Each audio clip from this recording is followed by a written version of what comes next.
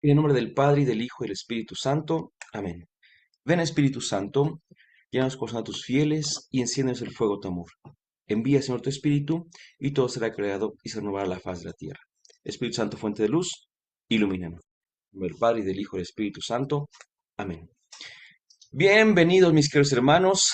Vamos a continuar con nuestro estudio sobre unos de los escritos más numerosos del Nuevo Testamento, como hemos dicho, que son las cartas de San Pablo, ya con las indicaciones que hemos hecho desde la primera reunión que tuvimos de hablar un poquito de la autoría. Recordemos nada más, porque el día de hoy también volverán a salir unos datos por allí, que autor en la Biblia no siempre es como lo pensamos el día de hoy. No sé, voy a poner un ejemplo muy simpático, ¿no? Pues no sé si ustedes vieron que ya no he corroborado la información, así que bien podría ser un chisme, pero creo que no lo sería. O sea, sí creo lo que se decía. Si lo han escuchado ustedes, que esta canción famosa de La gata bajo la lluvia de Rocío Dúrcal, que la canta pues Ángel Aguilar, ¿verdad? A lo mejor por ahí la han escuchado, pero dicen por allí, porque es otro arreglo, por supuesto, que también la registraron Ángel Aguilar y otros autores, y dices, pero bueno, ¿cómo que también la registraron? Pues si tú lees los textos, las letras, vaya, verás que es la misma letra, por supuesto, ¿no? La misma, o sea, no, la melodía, todo es igual, si acaso por ahí un ritmito, otra cosa, pero mínimo, ¿no? Mínimo. Y uno dice, pues es que es la misma canción, pero con otra versión, pero pues la registraron y resulta que ahora también dicen por ahí que hasta regalías le están pagando a Ángela Aguilar como compositora de esa canción. Y uno dice, pero ¿qué compuso? ¿No? Si es la misma canción. Entonces el día de hoy, por ejemplo, nosotros estamos muy peleados con eso, con la famosa autoridad intelectual, ¿verdad? A mí me ha pasado muchísimas veces que en las redes sociales, bueno, sobre todo en Facebook, porque es donde me muevo, porque soy ya grandecito de edad, ¿cierto? Pues me ha pasado que luego veo algunos que ponen frases o pensamientos, ala, y pues bien bonitos, sí, pero es Facebook, yo lo sé, ¿no? No se exige tanto, pero aún así, dice uno, oye, todavía me ha tocado ver que le dicen algunos, oye, qué bonito pensamiento, ¿me lo puedo robar? Así le dicen, me lo puedo llevar a mi muro para compartirlo, ¿no? Y el otro, la otra, claro que sí, amigo, claro que sí, amiga, tú con toda confianza. Y luego te das cuenta de que no es ni del que lo publicó, ¿verdad? Entonces, pues estamos muy dados también a esa tensión, como que en ocasiones queremos que las cosas sean muy legales, muy lícitas, y en ocasiones somos todo lo contrario. Pero en la Biblia, la autoría no se ve de la misma manera. En la Biblia, la autoría tiene que ver no con quién escribió materialmente o quién dictó como tal, sino también como ciertas ideas que rondaban por ahí, y entonces pues ya se va a ver. Y decíamos otra cosa, también importante, que las cartas de Pablo son inspiradas no porque las escribió San Pablo, sino porque las inspiró Dios. Entonces, recordemos que no es que letra que saliera de la mano o de la voz de San Pablo ya era inspirada, no, definitivamente no. Eso es importante porque si entendemos la inspiración en la Biblia, podemos quizá entenderla también en otros sentidos, incluso también en los textos ya de nuestra iglesia en la actualidad. Pues volviendo, el día de hoy vamos a hablar de tres de estas cartas, Efesios, Filipenses y Colosenses. Por cierto, ya habíamos hecho la distinción entre cartas y epístolas, pero también les dije que íbamos a usar indistintamente los términos, aunque ya supiéramos cuál era dicha distinción.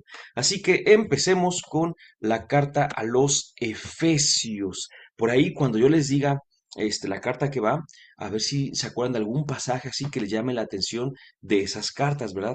Vamos a ver. Primero hablemos de Éfeso y Pablo, esas ciudades de verdad tan preciosas que son, donde pues acontecieron todas estas situaciones, ¿verdad? Y que a lo mejor con el mismo nombre, a lo mejor con nombre distinto, algunas se conservan hasta el día de hoy, así que también eso es muy, muy bonito. Bueno, pues Éfeso y Pablo. Desde tiempos antiguos, Éfeso fue una ciudad importante por su situación geográfica. Volvemos y vamos a ver, eso es importante.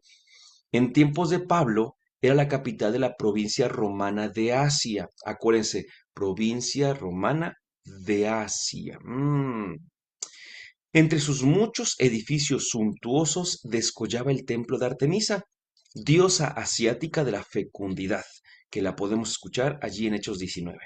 Como ciudad romana del Mediterráneo oriental, formaba terna con Antioquía y Alejandría. Cuando Pablo visitó Éfeso, encontró allí algunos cristianos no muy bien formados. Les instruyó y constituyó con ellos una floreciente comunidad de paganos convertidos. Base de operaciones para la expansión misionera también. Y por último, el apóstol reside allí 3 años entre éxitos y dificultades. Bueno, vamos entonces entendiendo algunas cositas. La primera de ellas es que tenemos que recordar que el Imperio Romano, iniciado en un siglo antes de Cristo, unos 27 años antes de Cristo, inició el Imperio Romano, no la ciudad de Roma, esa ya tenía como 9 siglos de existencia, pero el Imperio Romano se empezó a expandir mucho, mucho, mucho, mucho, mucho, muchísimo de lo que hoy llamamos Europa como tal, pero también después viene Asia, ¿verdad? Y entonces hasta todo eso se había expandido y entonces se controlaba por provincias. Entonces, pues ahí estaba. Bueno, pues había una provincia, por ejemplo, que era la de Palestina, ¿verdad? Era también una provincia romana. ¿Se acuerdan que siempre decimos así? Que Jesús vivía en Tierra Santa, que era una provincia romana. Bueno, pues también había una provincia romana que se llamaba Asia, por así decir, así proponerlo, no como una región enormísima, sino como una región un poco más pequeña, y allí Éfeso era la ciudad importante. Y recordemos que Pablo y todos los evangelizadores tenían también como que esa intención de ir a los lugares que eran muy importantes para que a partir de allí se pudiera extender el evangelio, pegar en el lugar principal para de ahí, a partir de allí expandirlo, ¿sí? Bueno, en tiempos de Pablo, pues esta era la capital. Entre sus muchos edificios suntuosos, dice el templo de Artemisa. Otra situación que tenemos que recordar es que justamente las diversas ciudades en torno a Tierra Santa, no a todo el Imperio Romano, únicamente a Tierra Santa, alrededor de ellas había idolatría, lo que hoy llamaríamos idolatría, de una manera un poquito menos como queriendo hacer quedar mal, porque tampoco es la intención, pero para que no se vaya a confundir, pues eran distintas creencias, ¿verdad? Es que uno dice, es que si no es cristiano es idólatra. Pues sí, pero de hecho ellos se empezaron a creer antes de que existiera el cristianismo, por ejemplo, ¿no? Entonces también hay que darles como su buen lugar porque no es que fueran gente mala, así porque alguien puede decir, eran idólatras, eran malos, eran los peores. No, pues simplemente no les había alcanzado la revelación todavía. Entonces tenían pues muchísimos dioses y aquí pues entre otros Artemisa.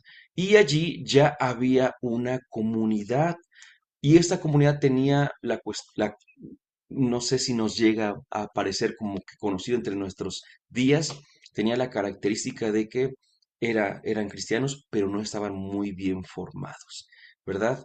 Así como que dices, necesidades en las comunidades, necesidades y una formación no tan adecuada. Pablo lo vio y entonces se quedó con ellos. Y el último punto de esta brevísima introducción de Éfeso y Pablo es recordar otra cuestión que se aplica a todas las demás. Recordemos que Pablo solía quedarse en los lugares un buen tiempo. Siempre se quedaba un buen tiempo. Pablo no era como muchos de los predicadores del día de hoy, me incluyo porque desde mi pequeñez, pues por ahí luego me invitan a predicar a uno que otro lugar, pero pues yo voy de fin de semana, ¿no? Lo más que he hecho de misión en algún momento fue misionar un mes, pero iba toda la semana y el sábado por la mañana regresaba a Jalapa y el domingo por la tarde me volví a ir y así estuve 4 semanas, un mes, evangelizando por algunos lugares de una parroquia cercana y es lo más que he hecho, un mes, ¿no? Y regresando días y no estaba tan lejos y teníamos teléfono y demás, ¿no? Pero imagínense, Pablo se iba, ¿no? Y se estaba allí 1 o 2 años. De hecho, por eso es que el día de hoy no es el caso de la ciudad, pero lo recordamos por eso el día de hoy nos llaman cristianos, entre otras razones por Pablo justamente, porque Pablo se quedó, si ustedes recuerdan el libro de los Hechos nos lo dice, en el capítulo 11, se quedó en Antioquía y allí en Antioquía estuvo casi un año y estuvo como siempre, como ahorita, trabajando, predicando, enseñando, formando y pues después de todo esto es que después de un año les llamaron por fin cristianos. Ahí en Antioquía Hechos 11:26 es donde por primera vez se les llamó cristianos, y no por un retiro de un fin de semana, sino porque vieron a gente que creía en Cristo, vivir entre ellos, dar testimonio y estar así durante un año. me voy a atrever justamente a decir, mañana que lo vea primero Dios a un amigo mío, le voy a decir que retomé su testimonio que me contó el día de ayer, no testimonio de él directamente, sino algo que él supo, ¿no? Porque dice que hace unos días, unas semanas, fueron a un retiro.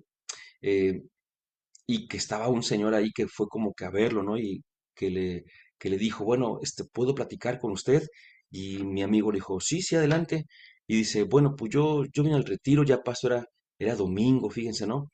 Dice, yo vine por curiosidad, porque quería saber, escuchen la frase, porque la frase la podemos utilizar. Yo creo que mi amigo la utiliza para evangelizar. Dice que él quería ver lo que le habían hecho a Eulogio. Así. Quería ver lo que le hicieron a Eulogio. ¿Qué es eso? Dice, no, pues es que Eulogio, dice el señor este que le dijo a mi amigo, que era pues el borrachito del pueblo, ¿verdad? Y que era el que nunca estaba en su casa, siempre estaba hasta en las banquetas, ahí todo borrachito, que no ayudaba en su casa para nada, que no le daba a su mujer para el gasto y no sé qué tanto, o sea, vaya, creo que conocemos algún personaje pintoresco de esa categoría, ¿verdad? Y pues que el año pasado Eulogio fue al retiro de esos amigos míos, y pues donde que Eulogio al día de hoy ya sirve en la iglesia, ya se baña, ya trabaja, ya ayuda en su casa, y que todos los que lo ven dicen, bueno, pues ¿qué le pasó a Eulogio?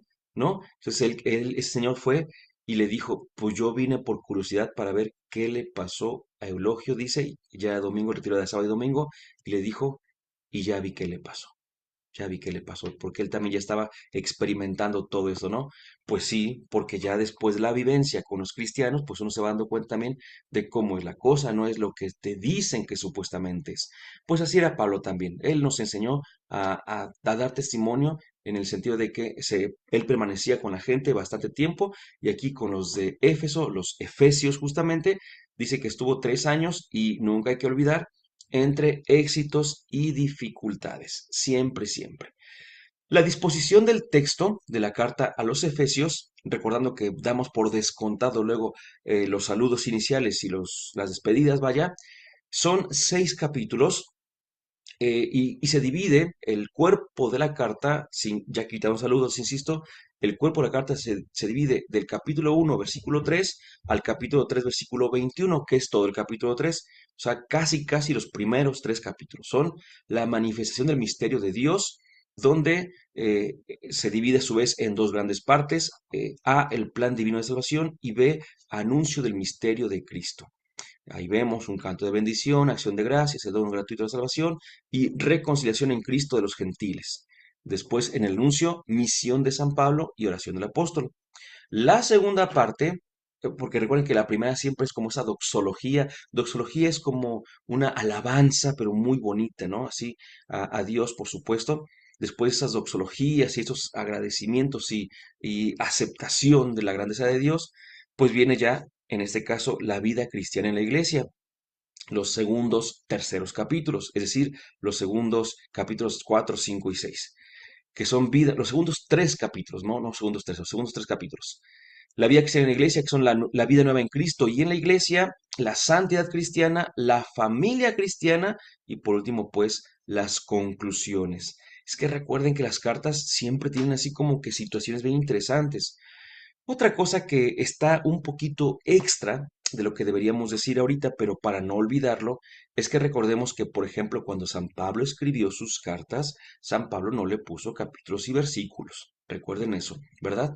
Él escribió pues de corrido, y fue hasta 12, 13 siglos después que se dividió en capítulos primero, luego se dividió en versículos, y pues bueno, ahí, pero eso, o sea, porque alguno podría decir, oye, ¿y por qué la primera parte? En este caso no es el caso, ¿verdad? Pero por si llegamos a ver otro, ¿por qué la primera parte son 3 capítulos y luego nada más son dos o algo así? Bueno, pues que para empezar, San Pablo no lo escribió pensando en una sistematización de su carta, pero además de eso, pues el que dividió los capítulos, pues tampoco era San Pablo. Entonces, pues por eso es que a veces podría parecer como muy dispar el asunto, pero aquí no, aquí se ve 3 y 3. Los 3 primeros, esa gran doxología de la manifestación del misterio de Dios, y los segundos capítulos, la vida cristiana en la iglesia.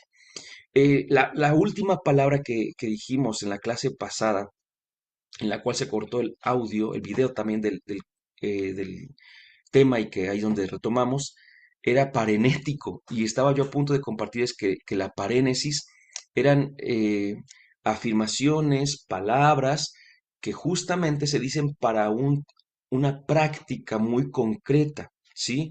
Te digo un ejemplo, te digo una palabra, pero con la intención de que tú actúes de una manera muy, muy específica. Entonces, recordemos que pues todas las cartas no son abstractas, no intentan que sea abstracto el asunto, intentan que sea muy concreto, ¿verdad? Bueno, seguimos entonces. Tenemos una primera dificultad y aquí empezamos. Esta carta es de Pablo a los Efesios. Bueno, pues los tres datos que ahorita vamos a comentar son discutidos por una crítica competente. No es que yo critique, ¿no? Yo también estudio, leo, comparto con ustedes. No es que yo sea el que diga, a mí se me ocurrió esto. Bueno, vamos a ver qué es lo que dicen los especialistas. En primer lugar, se trata, se duda, perdón, de que se trate efectivamente de una carta. Fíjense, por eso pregunta, ¿es carta, uno, de Pablo, dos, a los Efesios? Tres puntos que se dudan el día de hoy, ¿no? Primero, ¿será una carta? ¿Por qué? Porque suena más bien a tratado o a exposición homilética vertida en el molde epistolar como recurso literario. Ahorita les voy a decir una cosa. Habría que catalogarla en el género de celebración o panegírico. Es como una exposición, un discurso en favor de. Faltan en el texto, por ejemplo, el tono personal y las referencias a una situación concreta propias de una carta. ¿Se acuerdan que siempre hablamos de ocasión de la carta? Siempre, así como que hemos dicho que son circunstanciales las cartas. A ver, entonces, ¿por qué podría no ser una carta? Y en todo caso, ¿qué sería? Muy sencillo. Les voy a poner un ejemplo muy, muy sencillo. Imaginen que el día de hoy muchos de ustedes o están suscritos o tienen algún amigo por ahí que los quiere mucho y que todos los días les llega a ustedes el evangelio comentado por el padre fulanito, ¿no? Ya ven que luego en WhatsApp, por ejemplo, estamos en grupos o nunca falta el hermano o la hermana que dice, es que yo tengo ¿cómo se llama? Estoy suscrito, me llega a mí el evangelio, se lo paso a mis amigos y recuerdan que ustedes son 2, 3 minutos nada más de reflexión, porque pues obviamente los audios de WhatsApp pues no son de 5 horas, entonces nada más 2 minutitos de reflexión del Evangelio. Bueno, pues te llega como una reflexión, pero ¿qué pasaría? Aquí viene el asunto. ¿Qué pasaría si nosotros, por ejemplo, dijéramos, qué bonito audio, me gustaría que a partir de este audio lo escribiera alguien y se lo diera impreso en mi otro grupo de oración? Y entonces lo pasan y lo capturan y lo ponen así. Bueno, pues sería eso, una homilía. Pero ¿cómo te llegaría a ti? Pues a mí me llegó como una impresión. Ah, bueno, pues imagínense, imaginemos que San Pablo una vez en una celebración hizo una reflexión. Su idea era hacer una homilía. Entonces, los que estaban allí o de los que estaban allí, alguno tomó nota y aquí está la carta. No era propiamente una carta como las que dictaba Pablo, que decía, a ver, ponle ahí, secretario, ponle a los no sé quién, los saludo, y no, no era una carta en ese sentido, o con esa intención había surgido, sino, esta reflexión está bonita, la vamos a copiar y la vamos a transmitir. Pero aquí ya deja entonces abierto el segundo punto. Y en segundo lugar, se duda de que la carta haya salido de la pluma de Pablo. No pasa nada, tranquilos, tranquilos, ¿verdad? El autor parece no conocer personalmente a los destinatarios. Situación extraña si se tiene en cuenta que el apóstol vivió 3 años en dicha comunidad. A ver, ya dijimos, Pablo vivió en Éfeso, ¿cuántos? 3 años más o menos. Pero parece que no los conoce, o sea, les habla como no con esa familiaridad o no con esa relación que hubiera, ¿no? El estilo, por otra parte, esto siempre va a ser muy importante, es notablemente inferior al de las cartas auténticamente paulinas. El estilo, ¿eh? El estilo, regreso con eso. También es diversa o más evolucionada su doctrina. Por ejemplo, a muchas iglesias locales sucede una iglesia única y universal tras la superación de la controversia entre judíos y paganos. A ver, explico esos puntos. Primero, el estilo. Yo no sé ustedes, pero a ver si me puedo dar a entender con ese ejemplo musical.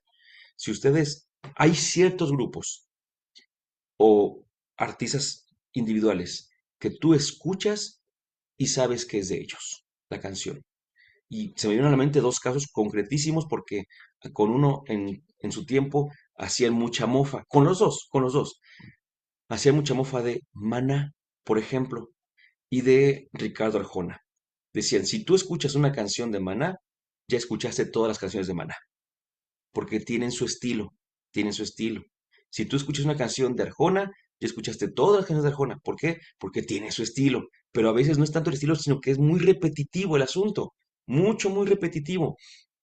Hay artistas que por otra parte no es para nada un caso que yo quisiera como así decir, hagan esto, no. Pero pues una de las artistas, cantantes que justamente se niega a esto y le va bien por eso mismo, pues es Shakira, por ejemplo, ¿no? Ya ven que empieza con una baladita y luego con otro tipo de música, otra en el reggaetón también, entonces se va como para atrás y no puedes decir que ya escuchaste toda su discografía, porque quién sabe si al rato salga con otro ritmo, ¿verdad? No se va con un solo estilo. Bueno, pues Pablo sí tenía su estilo. Entonces, cuando tú leías a Pablo, sabías que era Pablo el que estaba escribiendo. Y aquí decimos, esta carta no tiene el estilo de Pablo, ¿verdad? Entonces, se ven, acuérdense que se ve el número de letras, qué palabras usa y, en último punto, justamente la doctrina que dice. No es que haya, recuerden esto, que nosotros podríamos pensar que en ocasiones se habla de contradicción, pero más que contradicción es evolución de la teología. La teología sigue evolucionando.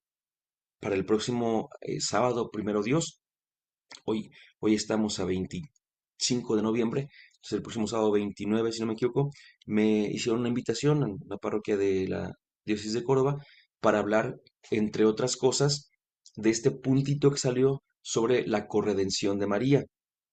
Y hay una respuesta para eso, pero curiosamente se armó un escándalo, ¿verdad? Con si era o no Corredentora María. Es un tema aparte, por supuesto, nada más lo menciono porque tenemos que entender que la teología va avanzando.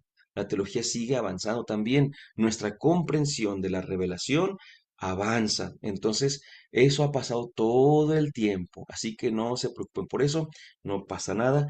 Entonces, por eso a veces Pablo dice una cosa en sus cartas y en una carta posterior dice otra. En ese sentido, no hay problema. Aquí el punto está en que esa evolución es como que muy lejana. Y dirías, bueno, es que si la evolución viene de Pablo, tendría que haberse dado en este periodo, pero pareciera que es un periodo mucho más largo. Entonces, se me hace que no le alcanzó a Pablo. Vamos a ver entonces, ¿no? En tercer lugar está justamente, y aquí es otra razón, que sean los efesios los destinatarios. Entonces, fíjense qué bonito, ¿no? Bueno, bonito por interesante por decirlo y por curiosidad. Si yo les digo, ¿sabías que la carta de Pablo a los Efesios ni es carta, ni es de Pablo, ni es de los Efesios? ¿Te imaginas así como decirlo de esa manera, no? ¿Por qué? Porque no tenemos los escritos, vaya, el material, la carta, así el papel, por así decirlo, el papel escrito, no tenemos los originales. Recuerden que esos, pues con el paso del tiempo se desintegraron y para nosotros es un problema, para ellos no lo fue, por supuesto, pero había copias y copias y copias y copias. Bueno, pues fíjate nada más, el nombre de la ciudad de Éfeso falta en algunos códices importantes. O sea que pudo haber sido escrita para otra y de repente los efesios dijeron, ah, esta yo la quiero para mí y le ponen su nombre. No pasa nada, no es un robo como lo podríamos pensar nosotros. Sin embargo, quizá no sería para los efesios en un primer momento. Aquí hay que preguntarse, ¿ese nombre entonces fue borrada del texto original para dejar un espacio en blanco disponible para otras localidades, así como muy genérico para que cualquiera lo pudiera utilizar? Pues dado el carácter del escrito y teniendo en cuenta la noticia de Colosenses 4:16, algunos biblistas piensan que la carta estaba dirigida en un principio a Laodicea, otra localidad, otra iglesia. Otros, por el contrario, piensan que era un texto circular dirigido a una amplia audiencia de iglesias de Asia. Pues es que puede ser. De verdad que puede ser. Uno a veces piensa que surgió de la mano de los autores bíblicos, en este caso San Pablo, surgieron las 13 cartas que hoy tenemos y que habiendo surgido así desde el principio las tenemos hasta el día de hoy, dicen algunos están en el Vaticano y que así, y si no, por lo menos las copiamos y que no hay ningún cambio. No, bueno, fuera. Lejos, muy lejos de la realidad. Está muy, muy, muy lejos. Pero bueno, seguimos entonces. Autor, destinatarios y fecha de composición. Todo lo dicho anteriormente hace pensar que el autor es un discípulo de Pablo que escribe después de la muerte del apóstol a paganos convertidos de la segunda generación, más o menos entre los años 70 al 90. Aquí entonces decimos lo siguiente. Por eso es que yo les decía que a lo mejor Pablo estaba predicando y alguno estaba tomando nota de lo que decía. Y dicho esto, pues ahora sí, dice, lo escribo pero es original de San Pablo, pero pues no lo escribió San Pablo lo estaba diciendo y uno, así como en las clases, eh, puede venir el mejor maestro de todos los maestros del mundo y ni así sus alumnos tienen los mismos apuntes, ni así, ¿verdad? Yo he visto que hay algunos alumnos que escriben nada más una idea, otros que escriben parafraseando, otros que en lugar de escribir así ponen esquemas, entonces pues cada quien va poniendo como ellos entienden y si uno después ve los apuntes, pues obviamente que tiene algo del maestro, pero también tiene mucho del alumno, ¿verdad? Y si fue así, entonces habría sido posterior la carta a San Pablo. Entonces no habría sido original de él. Si atribuye su escrito a Pablo, es para dar autoridad, pseudonimia, recuerden la famosa pseudonimia, era una cuestión recurrente, a sus reflexiones y apoyado en las enseñanzas de su maestro que va desarrollando, también quería iluminar la vida de las iglesias. Sí, no es que tuviera una mala intención, solo quería que su escrito fuera leído. Esto en las nuevas circunstancias por las que atravesaban 20 o 30 años después de que fueran fundadas por el apóstol. Fíjense qué bonito. Por último, si no me equivoco, el contexto de la carta. Bueno, pues entonces, si no es de Pablo directamente, sino de sus discípulos, ya no nos encontramos con los cristianos de primera generación, sino que ya son cristianos de segunda generación. Y como ellos son de segunda generación, pues entonces ya tienen otros tipos de problemas. Ayer en un tema que estábamos compartiendo, les decía, es que, por ejemplo, les digo a ustedes, ¿por qué el Evangelio de Marcos empieza hablando de Juan Bautista? ¿Por qué no empieza, el tema era el año litúrgico, por qué no empieza hablando del nacimiento de Jesús? Y la respuesta es, porque cuando se escribió el Evangelio de Marcos, el nacimiento de Jesús no era problema, ¿sí? Entonces, pues por eso es que escribió a partir de Juan Bautista. Pero unos años después se empezaron a interesar por el nacimiento de Jesús y por eso es que tanto Mateo como Lucas escribieron algo de la infancia de Jesús. Pero en primer lugar, porque no era en el tiempo de Marcos problemático, en segundo lugar, porque en tiempos de Lucas y de Mateo sí lo era, pero pues también hay teología por allí, que ya después hablaremos en otro momento, ¿verdad? Entonces, el contexto, vuelvo a decirlo, en que viven las comunidades de esa segunda generación ha cambiado notablemente. Después de la destrucción de Jerusalén, allá del año 70, recuerden que Jerusalén fue destruida en el año 70, las tensiones entre los cristianos procedentes del judaísmo y los convertidos del paganismo han ido paulatinamente desapareciendo. Escuchen, porque esto es lo que estaba diciendo hace ratito el autor. Fíjense nada más, a ver.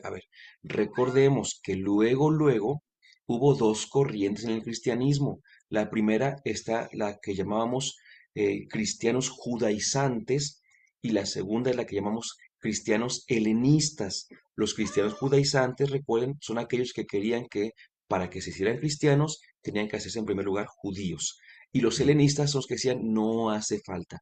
Bueno, era una cosa muy, muy fuerte, una fricción muy, muy grande.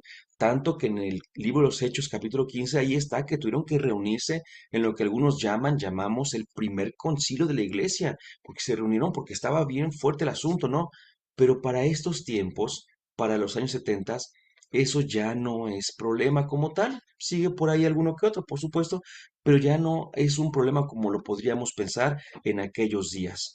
Por eso dice ahora, fíjense nada más, en un principio, los primeros cristianos, todos eran judíos, todos.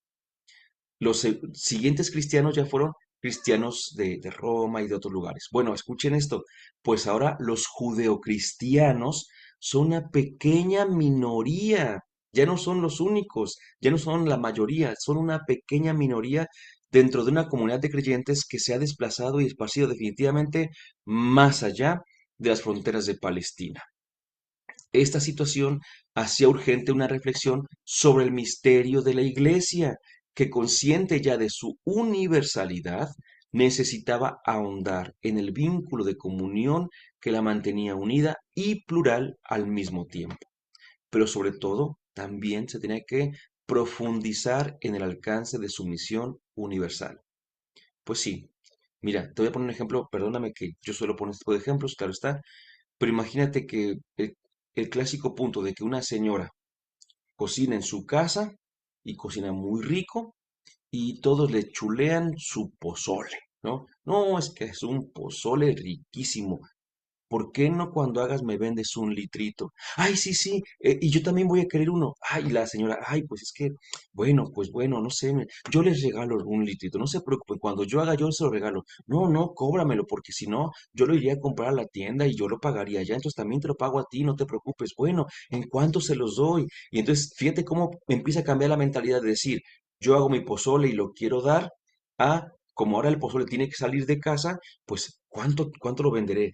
Bueno, obviamente no les voy a dar el traste de mi familia, ni ellos, si ellos traen, pues bueno, pero si no, debo comprar los desechables. Vienen otras problemáticas. El salir de casa siempre trae otras problemáticas distintas al dar de comer únicamente en casa. De hecho, a veces, no sé si alguno de ustedes ha escuchado esta frase, ¿no? Que está alguien, no sé, preparando un sándwich aquí en casa y le dicen, ah, eso me lo hiciste como si fuera para vender. Y él, lo dicen así como que pues, le echó bien poquito de todo, porque estando en casa le echamos mucho, ¿no? Bueno, pues ahora el cristianismo ya no está nada más en casa de los judíos. Ahora ya se ha ampliado muchísimo y pues ya no tiene los mismos problemas, ya tiene otras situaciones distintas. Así que con la carta a los Efesios que decíamos que quién sabe si esa carta, que quién sabe si sea de Pablo y que quién sabe si sea para los Efesios, pero bueno, al día de hoy no hay ningún problema en seguir llamando así. La carta a los Efesios comienza donde termina la carta a los Colosenses.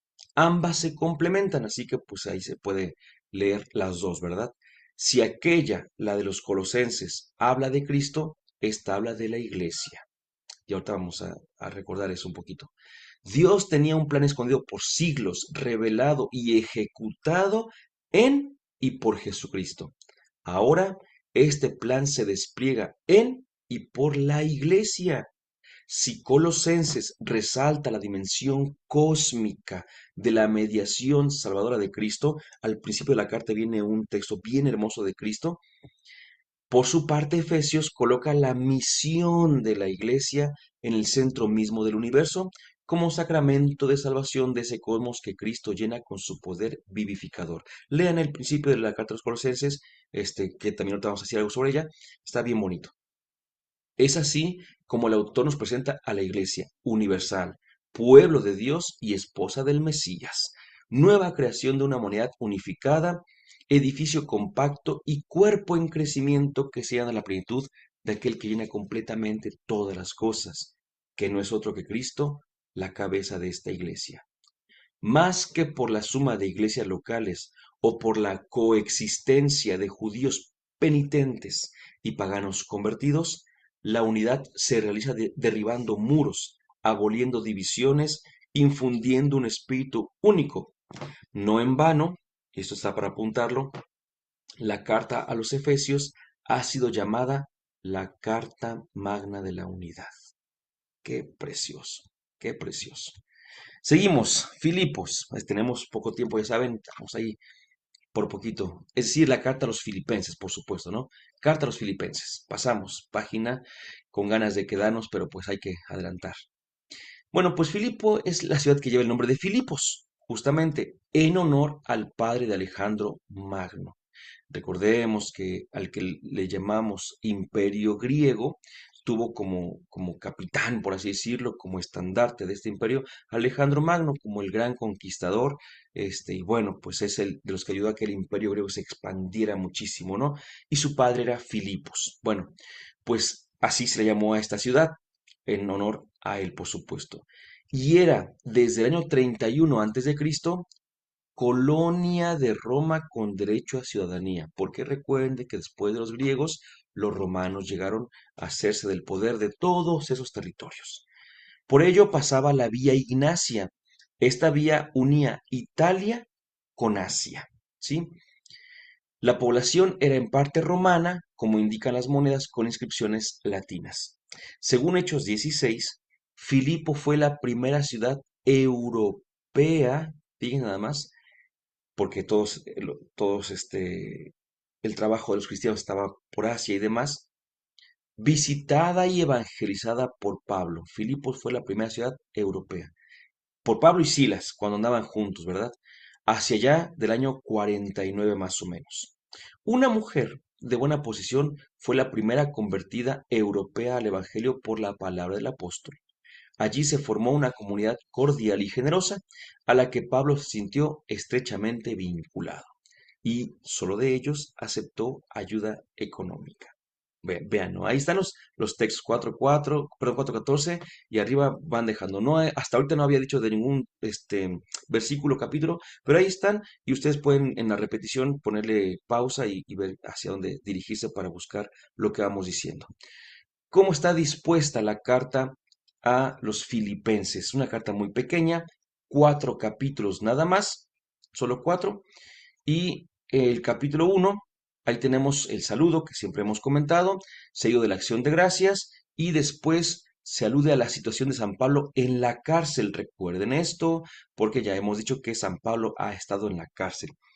Yo no estoy en contra, pero me gana mi labor académica a veces, pero estoy en contra de que a veces algunos evangelizadores han puesto su testimonio de que han estado en la cárcel a la altura de San Pablo, por ejemplo, y dicen, es que yo estuve preso como el apóstol Pablo. No estoy en contra de que lo digan como tal, ¿no? Pero me gana mi cuestión académica porque digo, bueno, pero tú estuviste preso por robar o por matar, San Pablo por evangelizar, ¿verdad?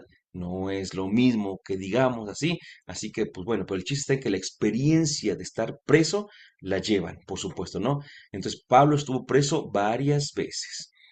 Y bueno, después de su cautividad en la cárcel, las consecuencias favorables que han seguido de esa cautividad justamente para una mayor difusión del Evangelio.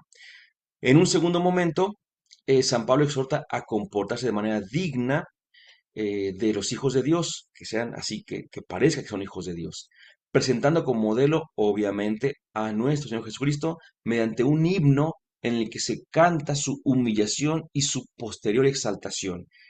Tienen que apuntarlo, tienen que saberlo, yo sé que lo saben, yo sé que lo conocen, y es el famoso de que porque siendo Dios no ambicionó quedarse como tal, sino que se humilló y se hizo hombre, ¿verdad? Se hizo semejante a nosotros y murió hasta la cruz. Y bueno, el himno, yo me acuerdo que desde mis primeras clases de Biblia o de cosas de fe de la iglesia, de cristología y demás, nos decían, el himno de Filipenses es el más completo himno cristológico del Nuevo Testamento, el que está aquí en Filipenses 2, 5 al 11. Tengan los mismos sentimientos que tuvo Cristo, el cual, siendo de condición divina, y así sigue, ¿verdad? Así empieza y ahí va. Entonces ese hay que tenerlo en sus Biblias, hay que tenerlo remarcado, ¿eh? Este y el de Colosenses, que no hemos hablado todavía de él, bueno, que lo mencioné hace ratito, pero que apenas vamos para allá. En tercer lugar, viene a la contemplación, bueno, de la contemplación de Cristo se va a las noticias de ámbito doméstico, ¿verdad? Anuncia que próximamente les va a mandar a Timoteo, que él mismo quiere ir pronto allá y que Epafrodito, ya restablecido de su enfermedad, va a regresar a Filipo. Son cosas de la comunidad. Antes de terminar, no falta una advertencia ante el peligro que suponen las doctrinas de unos predicadores cristianos de tendencia judaizante. Volvemos con judaizantes y helenistas. Llegados a Filipos, y también, por supuesto, la invitación a la perseverancia, a la alegría y a imitar el ejemplo recibido de él. Y pues concluye agradeciendo y con un saludo final. Así está dividida. Repito, todo esto que vamos viendo, también a veces lo paso muy rápido porque ustedes en la repetición pues pueden ponerle pausa aquí y copian esto tranquilamente, aunque como ya les he dicho, en los textos que les mandé en el grupo de WhatsApp, ahí están estos cuadritos, ahí están. La información es de la Biblia, la ficha técnica, entonces, de la Biblia de nuestro pueblo de Shekel, entonces, pues como que es también por ahí lo tenemos, ¿no? Lugar y fecha de composición de la carta. Bueno, pues podríamos decir que Pablo escribió la carta desde la cárcel, ¿sí? Porque hay cartas desde la cárcel. Incluso por allí, si ustedes vieron la película, justamente era de Pablo, creo que si me equivoco era de Lucas. No, ya ni me acuerdo de quién era la película de Pablo Lucas. Me acuerdo que quien hizo, el actor que hizo de Jesús de Nazaret, Jim Caviezel, en La Pasión de Cristo, ahora la hacía de Lucas, justamente, pero creo que la película se llama Pablo, si no me equivoco. Bueno, ya después veremos.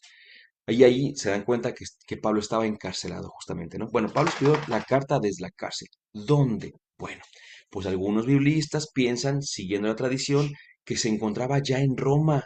Recuerden que el último viaje de Pablo, por así llamarlo, que algunos lo cuentan como viaje misionero, es el viaje que hace a Roma apresado, ¿verdad? Después del año 60, porque ya era el último viaje, ya era el último de su vida. Citan en su apoyo las expresiones todos en el pretorio, que es una expresión de contexto romano. Cita también los servidores del emperador, otra expresión de corte romano.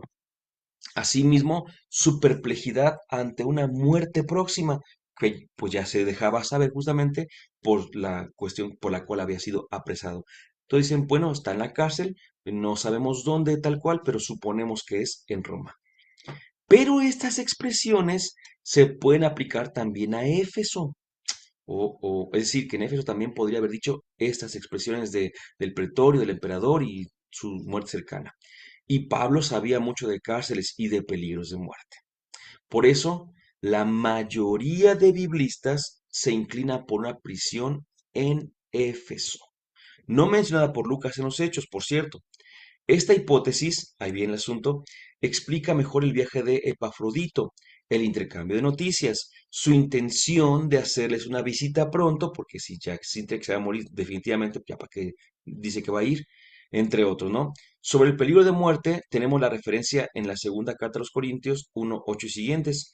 En este supuesto, la carta habría sido escrita hacia el año 54.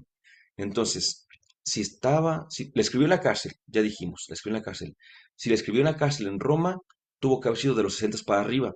Pero si le escribió en Éfeso, tuvo que haber sido más o menos en los 50 antes, en la primera mitad de la década de los 50 del primer siglo de nuestra era.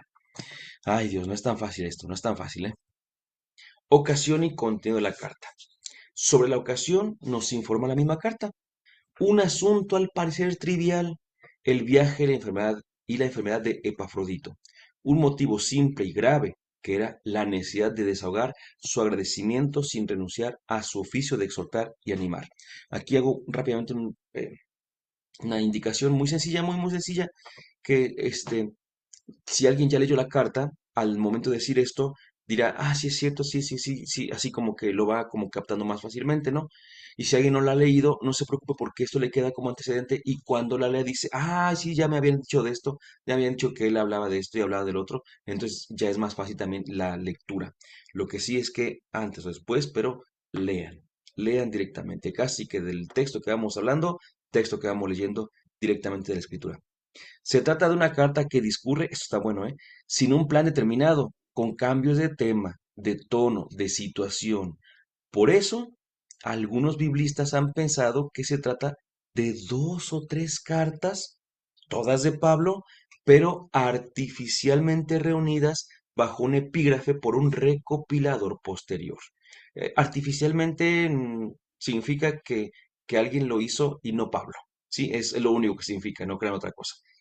Sin embargo, en una típica carta personal, los saltos, cambios y prolongaciones pues no deben extrañar. Te estoy hablando de una cosa, estamos platicando, de repente me acuerdo de otra, y te digo otra y luego voy para acá. Decimos nosotros andar por las ramas, pero no pasa nada, ¿no? O sea, entonces, otra vez tenemos las opciones frente a nosotros. A mí me gusta mucho dejar cuestiones abiertas porque eso a ustedes siento que también los tiene que incitar a optar, a pensar, a hacer crítica, así como a ver. Me dijo Sergio que pues puede ser, como tiene muchos temas, puede ser varias cartas que una persona después reunió. o que puede ser la misma carta, pero pues como era personal, pues tiene temas así como que diversos. ¿Yo con cuál idea me quedo? Y ya ustedes van diciendo, ya ustedes van pensando. Entonces, porque si no, ya saben, sería esto adoctrinamiento.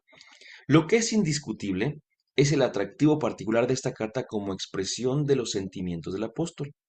Su joya teológica, cristológica, claro, es el himno cristológico del 2, capítulo 2, del 6 al 11, desde el 5 de hecho, pero bueno.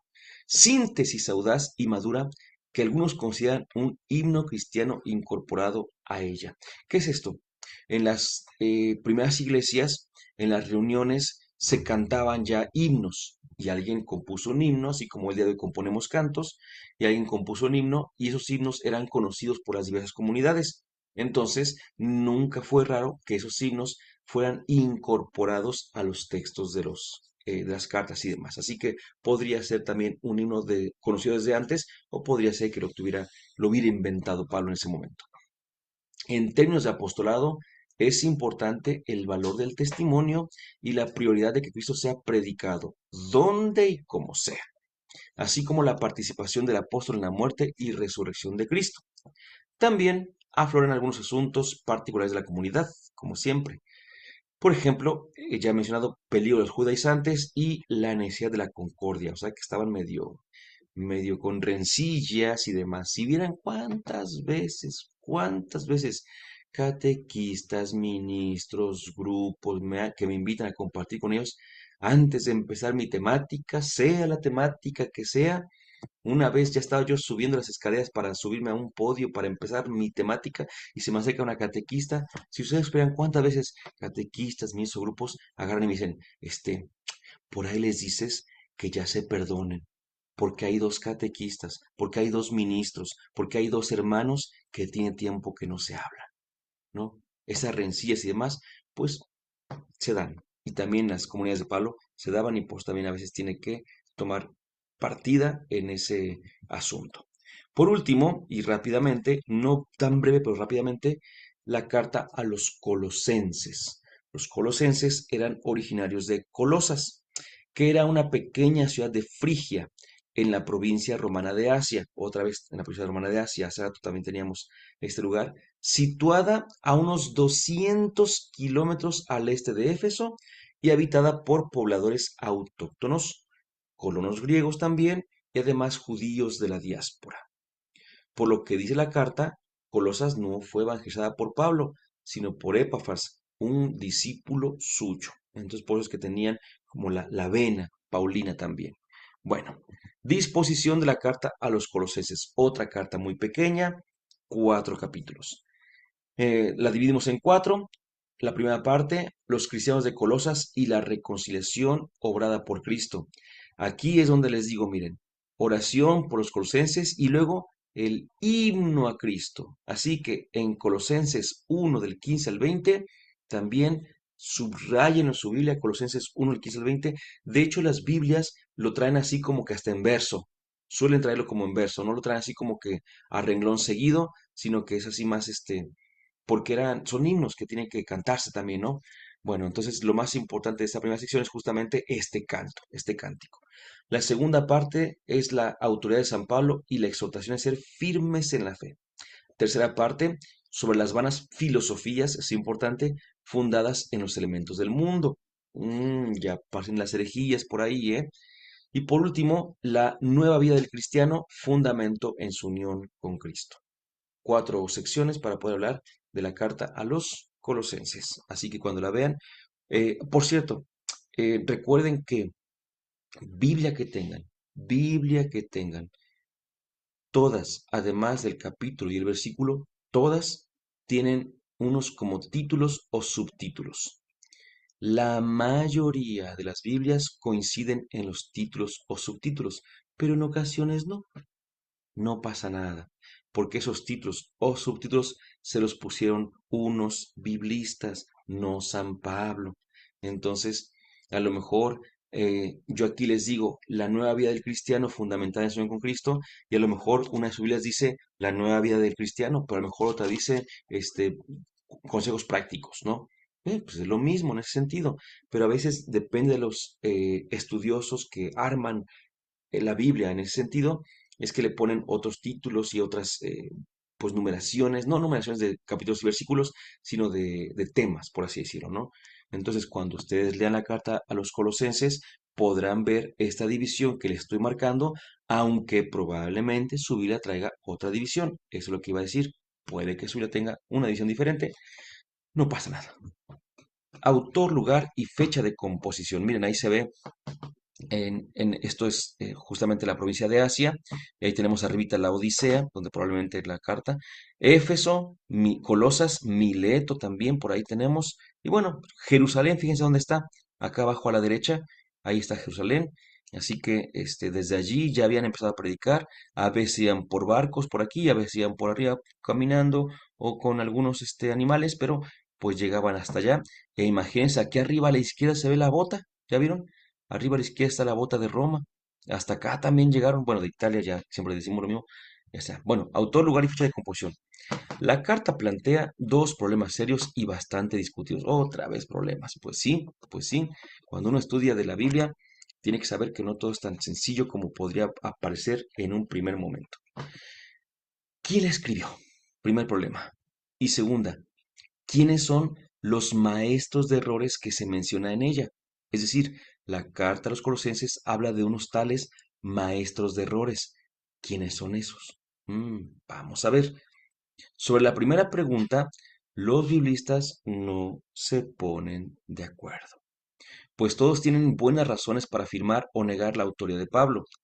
Sobre la segunda, se puede afirmar que son maestros de corte gnóstico, los gnósticos, devotos de misterios y sincretistas. Primer punto, entonces, que ahorita se va a retomar, es sobre la autoría directa de Pablo. Miren, no se preocupen, que al menos este año, estoy haciendo broma, dice Santi, es broma, es broma. Al menos este año, hasta el 31 de diciembre, nadie le va a cambiar el nombre a la carta, ¿sí? Entonces, tranquilos, pueden tranquilamente seguir diciendo de San Pablo a los Colosenses. Pero es que yo vi en el curso de ser, para empezar, yo doy el curso, pero los estudios son de otros también, ¿no? Pues yo los voy leyendo y compartiendo, pero estos estudios son de biblistas serios y bien formados. Entonces, estos biblistas son los que dicen, pues no sabemos si fue de Pablo. A favor de la autoría de Pablo figurarían, entre otras razones, la coincidencia de nombres y situación en que fue escrita la carta a Filemón. Se parece mucho, dicen. Y la coherencia con muchas enseñanzas auténticas del apóstol. Aquí sí vemos que se afirman cosas que Pablo afirmaría, ¿verdad? Pero en contra, juegan en contra la abundancia de un vocabulario peculiar, vaya, distinto, cuyo estilo también resulta torpe, cosa que no se daba a Pablo, ¿eh? Falta de conceptos paulinos fundamentales. Es decir, cuando ustedes lean a San Pablo, van a encontrar que dice fe, la ley, la justicia, la salvación, la revelación. Y aquí en la carta de los Colosenses no hay. Entonces, eso dicen algunos. Pues, ¿será que no sea de San Pablo? Y sobre todo, y aquí es el asunto, hay una cristología más avanzada de signo cósmico y una eclesiología institucionalizada afín a las cartas pastorales, que significa que probablemente, como vamos a ver, se haya escrito después de la muerte de Pablo. Y si es, ahí lo que vamos a ver. Si el autor es Pablo, la carta habría sido escrita en Éfeso a finales de los años 50 o principios de los 60. Pero si el que le escribe es un discípulo de la siguiente generación que una vez más imita hábilmente la impostación epistolar para abordar con autoridad, pseudonimia, prestada un problema nuevo, la fecha de composición sería, podríamos irnos hasta el año 80. Imagínense nada más, ¿no? Ya Pablo ya estaba, perdón por la expresión, pero ya estaría bien frío, ¿verdad? Bien frío. Y el segundo tema, los maestros de errores. Bueno, decíamos, la pregunta era quiénes son, ¿no? Estos maestros de errores. Es difícil trazar el perfil de estos porque reúnen rasgos heterogéneos, o sea, no todos son igualitos como cortados por la misma tijera, sino que son muy diversos, ¿no? La carta alude a ellos y a sus doctrinas en negativo, es decir, refutándolos. De todas formas, y de modo general, habría que hablar de un movimiento sincretista, palabra interesante, Este movimiento, influido por especulaciones religiosas venidas del cercano Oriente, que se infiltró tanto en el paganismo griego como en el judaísmo y posteriormente en nuestro cristianismo. ¿Qué es sincretista? Pues yo no sé si ustedes han visto, por ejemplo, a mí siempre me pusieron de ejemplo para entenderlo y así bien rápido, el caso aquí en Jalapa de el mercado Jauregui, donde en un mismo local vendían voy a inventar ahorita, a la Virgen, a San José, a San Judas, a San Martín Caballero, y la sábila, y los ajos, y no sé qué tanto, y no sé cuánto más. Dices, a ver, es que o de uno o de otro, por supuesto, ¿no? Eh, Pongo un caso sencillo, una persona vio que mi hija, no sé, estaba así tranquilamente, y si le daba un perro, mi hija así como que, y me dijo, ¿no? Dice, es que yo la veo espantada. Dice, yo creo que tenían que llevarla a que la curen de espanto. Bueno, pues obviamente por educación, pues cambie de tema, por así decirlo, ¿no? Por supuesto. Pero pues es que el cristiano no cree en cuestiones de que curar de espanto, ¿verdad? Y el cristiano que se dice cristiano y que cree en esto es sincretista. Eso es el sincretismo, como que tomar de una, de otra, de otra, de otra y juntarlas en una misma doctrina que pues definitivamente no va por ahí, ¿no? Entonces dice, podría ser un movimiento sincretista, los maestros de errores. En las religiones paganas, no cristianas, vaya, sustituyó las creencias ya desacreditadas sobre los dioses por elementos y potencias cósmicas, porque recuerden que al principio los dioses eran del agua, de la luz y todo esto, ¿no? Convertidas a su vez en dioses a los que se tributaba culto en fiestas, rituales y celebraciones. Por ejemplo, Zeus, o bueno, cualquier dios, ¿no? Que dicen, no, es que es el dios Sol, pero pasó de ser como esa entidad cósmica a después tener ya una entidad personal, ¿no? Y así hay muchos dioses que del agua, o sea, que era primero agua y luego era el dios del agua, ¿no? Eh, Antes era el agua era Dios, luego había un Dios del agua. Y así ese tipo de cuestiones, ¿no? Entonces, pues parece que viene a sustituir el sincretismo. Bueno, en el judaísmo, por su parte, muchos adoptaron y acomodaron esta corriente religioso-filosófica a las fiestas y celebraciones judías, dando como resultado un protagonismo excesivo a los ángeles, eso me suena también con nosotros, y potestades que personificaban tales potencias y elementos cósmicos y que influían decisivamente sobre el destino de los seres humanos. En resumidas cuentas, ese universo gnóstico, esotérico y pseudo religioso, algo así como la nueva era que tanto fascina a nuestro mundo de hoy, por eso les decía, estaba también amenazando a las comunidades cristianas expuestas al ambiente que las envolvía, como era el caso de la iglesia de Colosas, por cierto. El autor de la carta da tres avisos. Uno, que nadie los engañe. Dos, que nadie los juzgue. Y tres, que nadie los condene. Frente a todas esas influencias, el autor afirma y desarrolla la centralidad de Jesucristo, no en categorías jurídicas de justicia y liberación, de ley y de fe, sino en la visión de un Señor de todo lo creado, que incorpora a hombres y mujeres de toda raza o nación a su muerte y resurrección, y que es cabeza de la iglesia, que es su cuerpo, por cierto, y sacramento de esta salvación universal. Él, Cristo, es el vencedor de todos los poderes cósmicos o históricos que pretenden señorear el mundo. Él no es uno de tantos mediadores a través de los cuales Dios dispensa su poder salvífico, sino el único y definitivo Salvador. Por eso, cuando empieza ese himno cristológico, habla de tanto del cosmos, porque justamente había esas ideas por allá, y eso nos recuerda al Génesis, cuando en el primer relato de la creación, si ustedes se acuerdan, se habla de toda la creación, justamente para decir que todo eso es creación, no son dioses. Bellísimo, bellísimo. No estaban en juego cuestiones doctrinales abstractas, desligadas de la praxis de cada día, sino todo lo contrario. La carta es, en primer lugar, un alegato a favor de la salvación que Cristo nos ha traído y que nos libera de los temores y las angustias de un universo falsamente sacralizado, o sea, que se hizo sagrado, y misterioso que escapa a nuestra comprensión y al mismo tiempo una palabra de aliento y de esperanza para no dejarse embaucar y poder así hacer frente con nuestro testimonio cristiano a todas las hegemonías, iba a decir otra cosa, hegemonías políticas, económicas o religiosas que tratan de imponer su señorío sobre el mundo con falsos mesianismos. Qué interesante, qué importante darnos cuenta de que por eso esto es palabra de Dios, porque los ejemplos, los problemas incluso y las soluciones ya otros los han tenido, los problemas ya otros han experimentado, las soluciones, y hoy también estamos invitados a tener buena crítica de todo esto.